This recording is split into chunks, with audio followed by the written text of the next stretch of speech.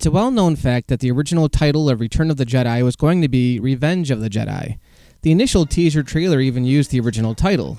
However, Lucas changed it to Return of the Jedi just weeks before the film's premiere under the logic that Jedi don't take revenge. But the Sith sure as hell do. Whenever one of these movies comes out, fans everywhere debate what the title is going to be. Usually they're way off the mark, but given how certain elements of the original trilogy were mirrored in the past two films, it was no surprise when the title of Episode 3 was released, and it made sense. Even before Phantom Menace, Lucas said that the third film would be the darkest installment yet, sort of like The Empire Strikes Back times 5. With the release of the third prequel, Star Wars was no longer a trilogy, but a saga, and Revenge of the Sith was now the middle chapter. So it was a foregone conclusion that things were going to end on a bad, bad note. And man, does it ever. Most of the Jedi are killed, Anakin finally turns to the dark side, the Empire is formed right before our eyes, and Anakin's children, yes, there are twins, get separated. Of course, by the end of Return of the Jedi, this is all information we're let in on. That was why so many people were anticipating this new trilogy. We knew all this stuff happened, but we wanted to see it firsthand. Ever since Obi-Wan had that discussion with Luke on Tatooine, we wanted to see that epic battle between student and pupil. This was the movie that we all wanted to see from the very beginning, and I'm sure after sitting through the first two installments, most fans would have preferred it that way. But Lucas was just trying to tell a story. It wasn't just about showing us what we already knew, but demonstrating that Anakin started out as a normal kid who went down his own path. In many ways, he is the most human character in the saga because he doesn't just go with the flow or do what he's told. He knows that something isn't right, and he chooses to make his own decisions. It doesn't end well for him, which is a different message altogether, but ultimately, Lucas was just trying to show us that even the bad guys start out with good intentions. Lucas himself has used the Star Wars films as a parallel for his own life. He said that while he was making Star Wars, he was fighting the studio system and he was unhappy with the way they ran things. But as he continued to gain success and make more films, he became a corporation, so it's not hard to see Lucas's compassion behind this whole project. Revenge of the Sith is hands down one of my favorite films in the franchise. That's an odd choice when most fans probably stack it somewhere beneath the original trilogy, but I think on some level part of that has to do with nostalgia. We hold those original films in such high regard that the belief is no one will ever top them. Those movies have become almost like a holy text. They're placed on such a tall pedestal. It's no wonder everyone was disappointed with the prequels. But there's also a certain amount of subjectivity to that. People forget those original films came out in the 70s and 80s when my generation were just children. They captivated us back then because we were so impressionable. I was a teenager when the prequels started coming out, so that might be why I look at them more favorably, but there were adults who had grown up with Star Wars back in the day who had kids of their own now, and to them, the prequels just didn't do it for them. Today, with this new Disney era of Star Wars, I'm less connected to them because I'm not a kid anymore. I'm in my mid-30s, and the things that entranced me as a 5-year-old just don't do it for me. I'll always hold those original 3 movies in high regard, whether you're talking about the original versions, the special editions, the Jabba the Hutt extended tub of lard edition, the Boba Fett cookie cutter salami taco with bacon edition, whatever. But all kidding aside, Revenge of the Sith comes as close to the feel of the original trilogy, without blatantly copying it, as you're probably going to get. You can tell from the first frame, this was the one that Lucas was really excited for. For the most part, all of the experimentation, all the missteps, all the flaws that were inherent with episodes 1 and 2 are gone. Just like with the original trilogy, each film got bigger and more complex, but you could also tell there was a hell of a steep learning curve between A New Hope and Return of the Jedi. When you just look at the story, it's much more streamlined. It's much easier to follow. There's a clear villain who not only looks cool on film, but has an important role to play. The politics are still there, but they play a key role in the plot, never put there out of sheer necessity. This time, Lucas only showed us what we needed to see. He trimmed the fat, cut the bullshit, and gave us a film that felt necessary. By the time Revenge of the Sith ends, I feel like I can watch the original trilogy with a new set of eyes. Going right from Sith to New Hope, when Darth Vader walks through those white doors for the first time, I feel very different about it now because of all the things I just witnessed in the prior film. And that's how it should be. Of course, we still have to deal with a love story, and as I stated in my last review, once again, it's stale. You're so beautiful. It's only because I'm so in love. No. No, it's because I'm so in love with you. It's only there because it has to be. The dialogue between Anakin and Padme is still cliché and laughable, although there are a few moments where I genuinely felt Lucas was trying to develop their relationship. Their relationship plays out a little differently in this one because, as you all know, she's pregnant with Luke and Leia, and they've had to keep their marriage a secret for fear of being expelled from the Jedi Order and the Senate. Like in Clones, Anakin starts having nightmares, except this time they're about Padme dying in childbirth. When Anakin has trouble talking about his dreams to Padme, she asks him to let him in. So the nature of their relationship is more mature, but the dialogue still needs finesse. It doesn't help that as Anakin begins down his path, he becomes less trusting of Padme's loyalty, and at one point it's implied that he fears she's seeing Obi-Wan behind his back. That's kind of understandable, but it also adds an unnecessary layer of discomfort to an already boiling situation. You fix up some of that awkward dialogue, and the rest of the film just works.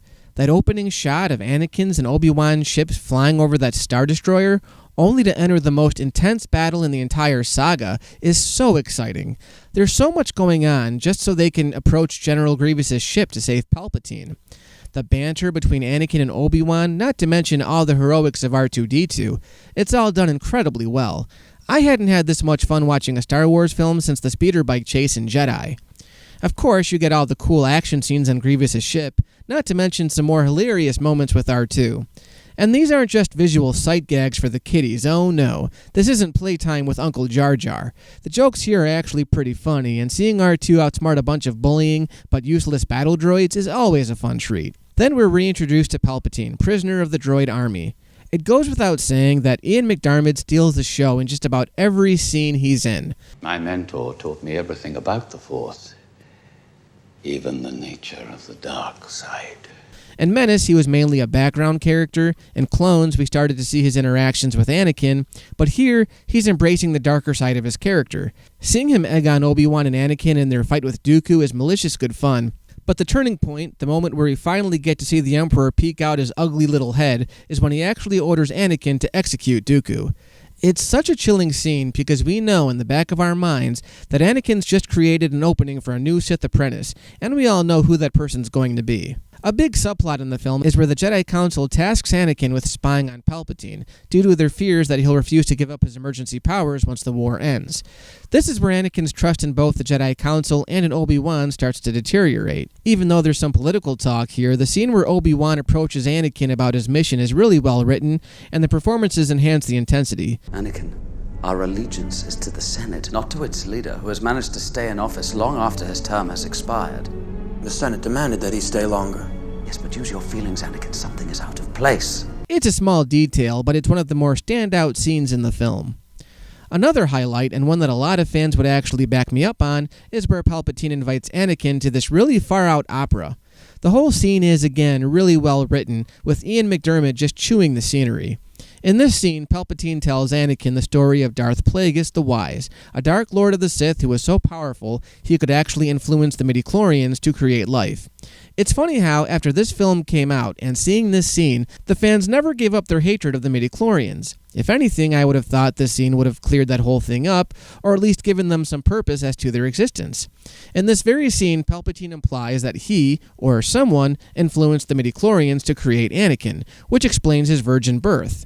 It led to a ton of fan theories, and there have even been books outlining the Darth Plagueis character, and just to clear things up, allegedly, Palpatine is the apprentice who killed Darth Plagueis in his sleep. The one thing I will say, and it's more of an observation than a criticism, is that with the whole virgin birth thing, Lucas was more or less pointing to one specific aspect of religion. Originally, the concept of the Force was left open-ended, so it didn't point to any one religion. I think in that way more people could connect with it. It's kind of strange how Lucas went in this direction, but then again, the purpose of the prequels was to explain how these characters came to be, so who might argue? The Council will decide Anakin's future. That should be enough for you. Now get on board. We finally get to see Kashyyyk, the Wookiee homeworld, which shares a lot with a certain forest moon, and we get to see a lot of other planets, giving us an idea of just how big this war is. Normally all the battles in these films were contained to single planets, so we really never got to see their true scopes. This was the first time we saw this collage of planets where the Clone Wars was being fought. Just another demonstration of how digital technology enhances the boundaries of storytelling. A lot of people have problems with just how quickly Anakin falls to the dark side once he makes the decision to execute Mace Windu and help Palpatine. What are they talking about? Anakin's been struggling with his emotions since the last film, and his reasoning for not trusting the Jedi are pretty obvious at this point. It's very dangerous putting them together. I don't think the boy can handle it. I don't trust him. Anakin made an extreme decision, sure, but he has so many reasons to go with Palpatine at this point that I just felt one final push from Mace was enough for him to turn. Between losing his mother, murdering the Tusken Raiders, trying to protect his wife and child, being told that the Jedi don't trust him, not being accepted onto the Council, and then being told that the ways of the Sith could save Padme, what more do you need? This is an aspect of this movie that I think fans overthink, and I just say, let it pass. It's not like the movie was ever going to end with Anakin living happily ever after. If you thought that, maybe you should go watch those original movies again. Mirroring the scene in Clones, Anakin finally goes all-out Sith, killing any Jedi who gets in his path, including the children. Master Skywalker, there are too many of them. What are we going to do?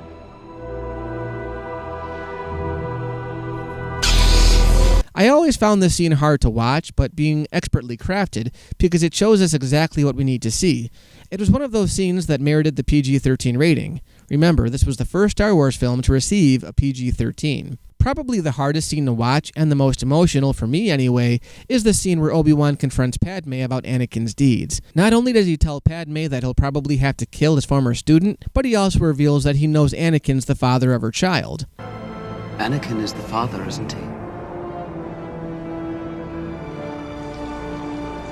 I'm so sorry. In that moment, we know he has to make this decision, and I think most of us are on his side. Not just because we know it has to end this way, but because we know at this point just what a threat Anakin is. The lightsaber battle is just epic. Sure, it goes on a little long, but what helps it is the parallel battle going on between Yoda and the Emperor, which I never thought I'd see in a million years. I have waited a long time for this moment, my little green friend. Yoda's entrance is amazing, and the banter between the two characters is exactly what you'd expect.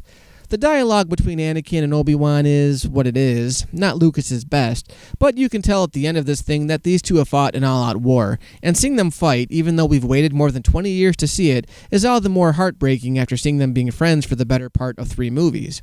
It certainly puts their fight on the Death Star into perspective. We all know how the film ends. It's poetic, and some would even argue that it ties up all the loose ends a little too neatly. I'm placing these droids in your care. Treat them well, clean them up. Have the protocol droids mind wiped. What? The one thing I was really impressed with, and the scene I'm sure was most responsible for the PG-13, was actually seeing Anakin transform into Darth Vader. We all expected him to make an appearance, the trailers made it clear of that, but to actually see that mask go on, and to see that brief POV of what Anakin sees behind that mask, it just felt so right. I know, virtually no one likes Vader screaming of the word no.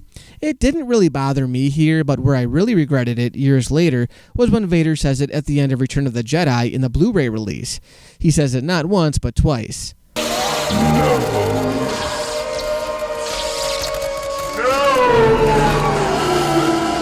Subtlety, Lucas. Subtlety. So yeah, I've always placed Sith just below Empire and Jedi in the grand scheme of things. The story is dark, as promised, with a really tight narrative that actually enhances my perspective of the original trilogy. Given that this was the last film that Lucas directed, it was a hell of a film to go out on. There are a lot of arguments about whether or not Lucas can actually direct, or if he's simply a better world builder and producer who got trapped in the directing role. Well, Lucas certainly changed the world of filmmaking for the better, and if Revenge of the Sith proves anything, it's that you're never too old to do what you love, and do it well. Thank you, George, for giving us these movies and for all your contributions to the filmmaking industry.